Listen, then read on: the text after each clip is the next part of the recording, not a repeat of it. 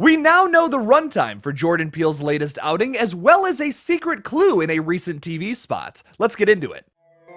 What's your favorite scary movie? Amen. We'll tear your soul apart. Allow Pennywise to dance you now. We're gonna get you. Oh, Lord on the beast! God, don't do that. But sometimes death is better.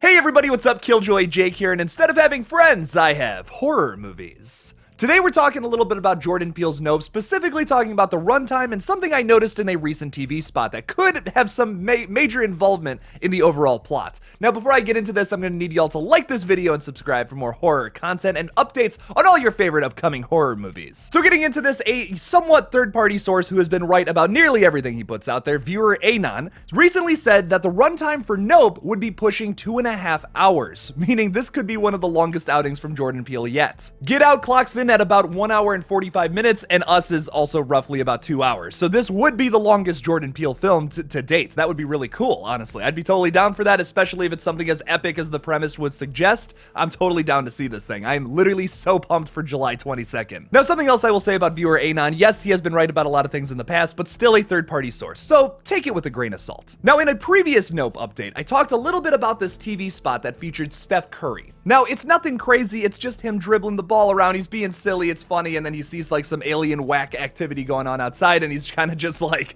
nope, and then gets out of there. It's funny, it's nothing crazy, but the more I watch it, the more I notice little hidden details. For example, you can see the record player that Keke Palmer's character is just totally vibing to in the trailer. Now, that's nothing too crazy, but something I did specifically notice later on in the TV spot is that he's wearing a shirt that looks uncannily close to the movie Holes. Now, if you look very closely at it, it says Kid Sheriff with a poster design that looks literally exactly like the Shia LaBeouf classic film from Disney. Okay, that's a bit of a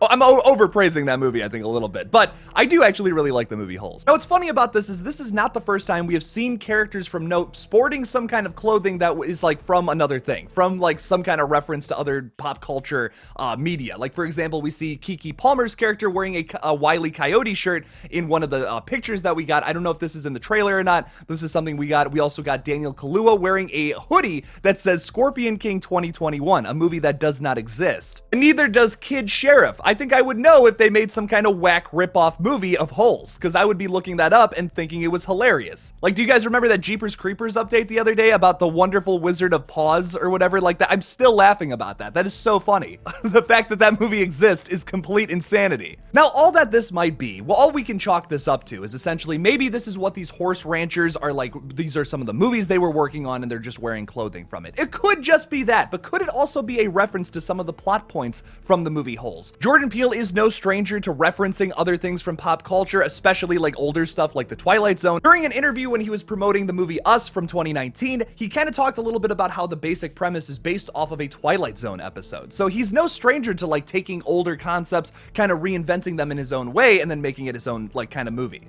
And I really like that. I really appreciate it. This is nothing new for the horror genre. We've seen this happen a lot throughout history. And also, if this is something that bugs you, like some of the greatest horror, like some of the greatest just writers and directors in general, not even in the horror genre, do this. Quentin Tarantino probably being the most egregious example. Literally every one of his movies copies and pastes something from another film, and he kind of just does it in a more crazy and elaborate way. That's why you like Tarantino films so much.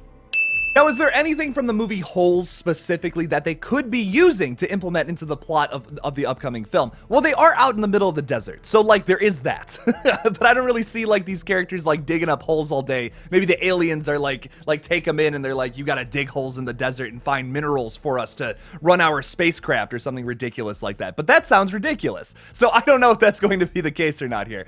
Could it just be a reference to like a possible movie that they were working on? Yes, probably. But could this lead us to believe that maybe our characters are actually working on a movie during the events of this film? I think that could be the case. That could be a really interesting like struggle that our characters are going through to possibly like, they're like, we got to get these like horses ready to go for this movie, or else like that's just not, it's not going to happen. And all these aliens are picking them up out of the sky, mashing them into blood and raining it on our house. Like, that sucks.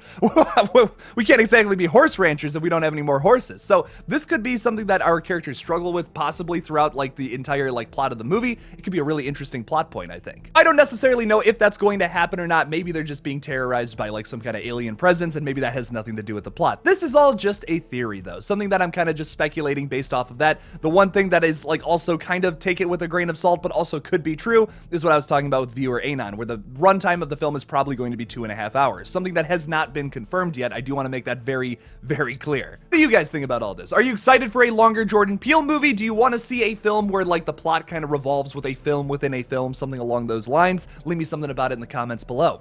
Thank you guys so much for watching this new update on Jordan Peele's Nope. Don't forget to like this video and subscribe for more horror content. Jordan Peele's Nope comes out July 22nd, so make sure to check it out this summer. I will be putting out some kind of crazy review of it when it eventually comes out. Tonight I'm putting out a review of Doctor Strange in the Multiverse of Madness. That should be up in a couple of hours. I'm literally going to see it at 3 o'clock, and I'm filming this at 1 o'clock. So, bam, that'll be coming out tonight. Make sure to check it out. If you want to support this channel further, make sure to hit that join button on my page and become a channel member. You get an extra video every single week, and if you support me at some of the other higher tiers, you get a bunch of other goodies. So make sure to check that out.